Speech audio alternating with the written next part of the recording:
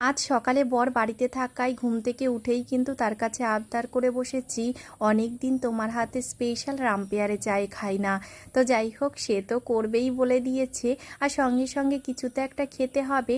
তো মোটামুটি 3-4 দিন টানা বেশ মশলাপাতি এটা ওটা একটু উল্টোপাল্টা খাওয়া হয়েছে। তাই জন্য ভাবলাম আজকে একটু হেলদি কিছু বানাই। যেদিন সকালটাই একা থাকি সেদিন এত তামঝাম করে নিজের জন্য কিছু বানানোর তো সময় থাকে না। আজকে যেহেতু ও আছে, সোনাইকে স্কুলে কিন্তু ওই দিয়ে এসেছে, তার উপর আবার সারাটা দিন বাড়িতেই থাকবে, হাতে অনেকটাই মোটামুটি সময় আছে। অনেক দিন ধরেই ফ্রিজে দেখছি স্যালাডগুলো পড়ে রয়েছে, এর গতি আর করা হচ্ছে না। ভাবলাম এই সুযোগে এর গতি করে ফেলি।